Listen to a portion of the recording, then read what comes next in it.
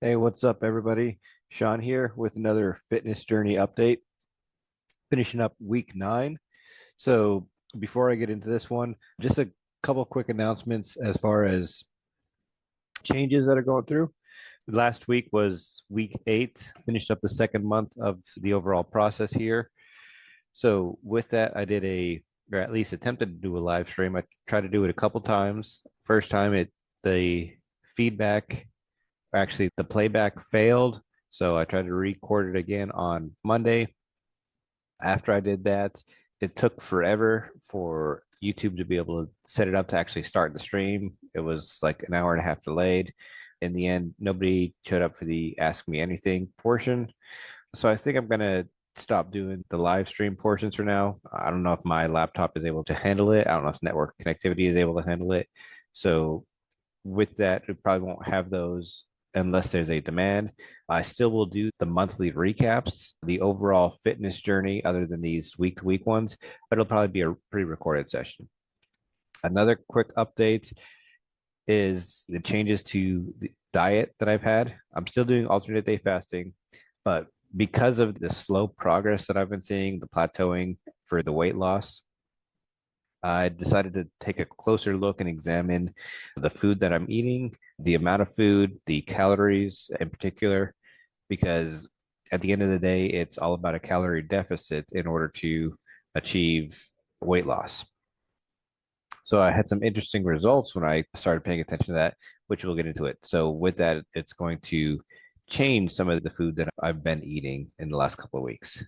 So we'll get in with this where we'll talk about the exercises I've done each day, the meals that I've eaten each day, with a focus on some of the specific changes that I was talking about, and then a week over week comparison from what I looked at for week 0 to week 8 to week 9.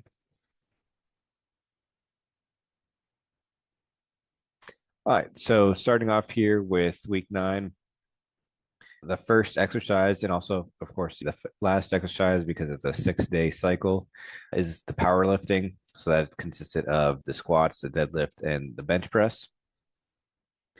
Continuing on that process of having a specific weight at 10 reps, a higher weight at starting at 5, and then slowly working its way up each week till it reaches 10. And then a third set there for these at 3.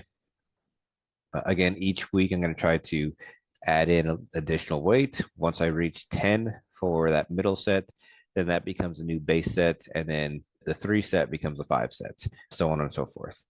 So that's how I'm using for progression each week or week over week to determine I'm ready to move on and show progression.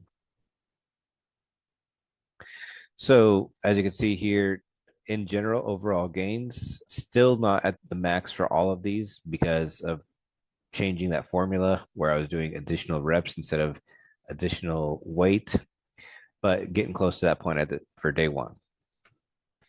So this was Sunday, the first day when I decided that I was going to start looking at the differences in my diet. And a couple things I want you to take a notice here because I started looking at the calories for what I ate after the fact on Sunday. So I still recorded everything. I had all the photos like I normally do, but then I went back and said, okay, how many calories am I actually eating here? So one of the things that surprised me is that Swiss cheese per slice has a lot of calories. Each slice of Swiss cheese I was looking online has about 100 calories in it. If you look up there in the top with the dinner, there's probably about 3 pieces of cheese right there. The omelet on the bottom right, probably 2 pieces of cheese on top of it. That's 500 calories right there. Other stuff that by this time I figured I was probably eating too many calories, so I cut back anyways, was the protein bars that you saw me eating in the previous weeks. Each day I was eating essentially 2 protein bars, one between breakfast and lunch, and another between lunch and dinner. While they have a great amount of protein in them, they've got 12 grams each. They're also about 200 calories. So adding in, this would be a typical meal that I would have in the previous weeks. That's 500 calories just on Swiss cheese, plus another 400 calories on the protein bars. Then you throw in the fact that I was also eating oatmeal and yogurt in breakfast. Breakfast tended to be the largest meal that I had. In general, I look back at some of the days and the stuff in as I was having for breakfast would be 1400 plus in calories. In order for me to maintain my current weight, the a couple of the apps that I looked at later in the week said that I should be having about 2200 calories, more than half of my calories for the day to stay the same. We're coming out of breakfast. Of course, if you want to lose weight, you need to have a calorie deficit. Then, when you add in the other stuff, the fish, the protein, the chicken, that's all going to add in. Salad, not going to add a whole bunch of it in there. I do have some olive oil in there as a dressing, but that tends to have a little bit of calories in there. Those milks are about 100 calories each as well. Let's see what else was on there. Other days, I will talk about it. I think on day 3, when you have a tortilla for breakfast burrito, those tortillas themselves are close to 100 or 120 calories themselves. So a lot. Plus, there's a lot of carbs in that. So in general, I think on this day I was over by about 600 calories for it, even when I add in the exercises for the day. So I think looking back at my results, that's probably where the slowdown was coming in, was just the amount of food I was eating was way too many calories. Obviously, on the fasting days, no food there, but essentially that's the 2200 calories for maintenance plus the additional calories from exercise that led to a little bit of a deficit, but between the days where I was having additional food was really slowing it down. Day 2, so moving on here, was a cardio day. So I actually got a slightly faster run time with this one, along with the push-ups and sit-ups. So starting to get back on track here. Not a lot of change here. All of these days that are fasting days, it's a lot of water, coffee, green tea, maybe some lemon water. Not much else to talk about there. For day 3 was another strength training day. So this is one where we do a lot of the upper body. So the hammer curls, the pull downs, the lats, the triceps, thrown in the lunges and the leg press just to give the arms a break, shoulder press, and the different rows. As you can see here, this one is progressing pretty nicely based off of the plan that I had of 10 for a base set, and then the additional set is starting at 5 and then slowly working its way up until it gets to 10 as well. So overall progress all around, except for the lunges. Not gonna lie, I hate lunges, but eventually I'm gonna start working on trying to build those ones up as well. And then of course this was a Tuesday, which means it was a 45-minute boxing class on top. In terms of the food, so this is one of the days where I actually tried to track the amount of food in real time. So with breakfast, I looked up using an app. I think it's MyFitnessPal or something like that. Let me see if I could look it up. It was, yeah, MyFitnessPal. I downloaded to try to track the calories. And this is where I saw that just breakfast and lunch by itself was about 1900 calories. Of course, a big part of that is that tortilla, and that's with me cutting back on lunch as well. So it's Tuesday means taco day, so breakfast burrito. Instead of when I saw how many calories are in the tortilla itself, I cut the tortilla out for lunch and just did a taco salad. But in general, still trying to balance the fruit, the vegetable, the dairy. I did have some Swiss cheese for breakfast on my burrito, but cut back in general the amount of slices that I was having. Day 4, moving on, was a cardio, and I actually need to modify this because the row machine I did 30 minutes and then was 5400, so a slight uptick in the total mile or meterage. Jump rope, I switched it up to do 4 minutes with a 2-minute rest and did that 5 times. So I got my jump rope time up to 20 minutes total. So overall, good progress here. Not a lot to talk about with food, so move on. All right, day five, another exercise day. This is the arm day. So bicep, shoulder curl, T raise, hammer curl, cross body hammer curl. And then, of course, throw in the bench and the squat for good measure. So, again, continuing strong here, seeing that slowly moving up with 6 and 7 for some of these exercises. So, in a next couple of instances, going to actually be seeing those higher weights becoming the base weights. So this one I was a little more cognizant of the food that I was eating. So only one slice of Swiss cheese in there with breakfast, focusing on a little bit more of the lower calorie meals. So the snacks there, I still got a high protein snacks with almonds, but like those little 100 calorie packs, just be a little bit more focused on that. Salad, of course, in there with lunch, very small lunch in general with a piece of fish, some vegetables and some salad. Dinner, I had some cauliflower with cheese. That's cheese or cauliflowers underneath all that cheese there. A burrito and some rice. Again, trying to focus a lot on cutting the total number of carbs there.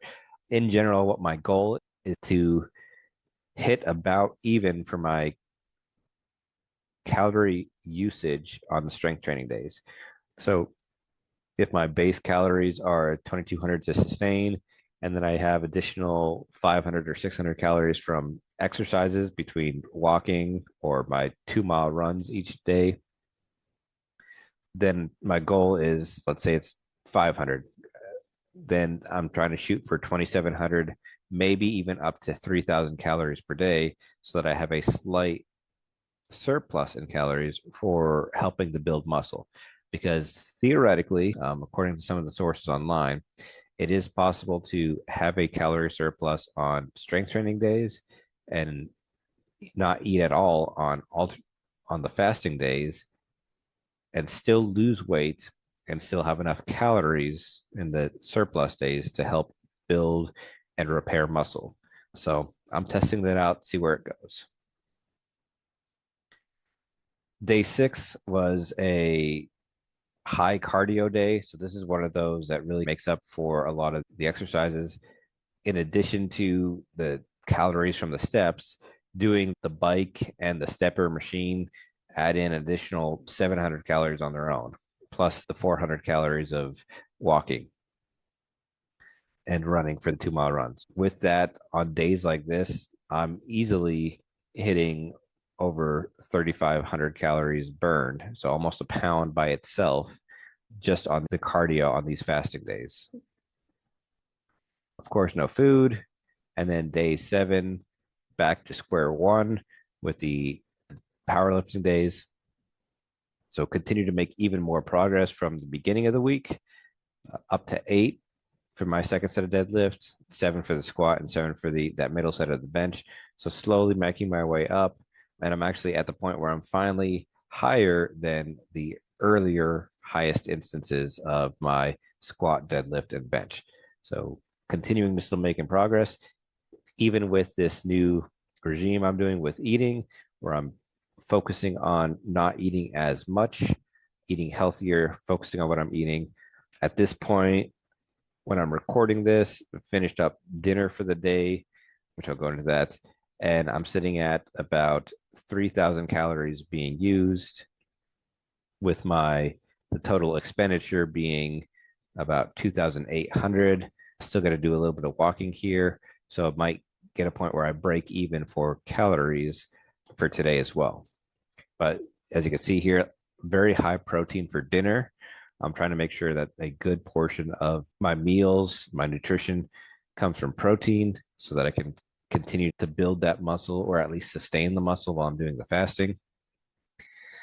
And the latest thing that I've read on that is that in order to sustain while you're doing a calorie deficit, you need to try to have at least 1 gram for every pound that you're trying to hit. So that's about 160-ish grams of protein. I think I'm hitting that. I haven't gone and calculated the total amounts, but focusing mainly on the calories for now. But you can see there 3 hard-boiled eggs, some tuna I added in for dinner, a steak. I had in different types of shrimp that they had for dinner, Did have a breakfast burrito, and that's obviously that soft shell was a lot of calories on its own. Cut it down to one piece of cheese like before. A lot of salad as normal.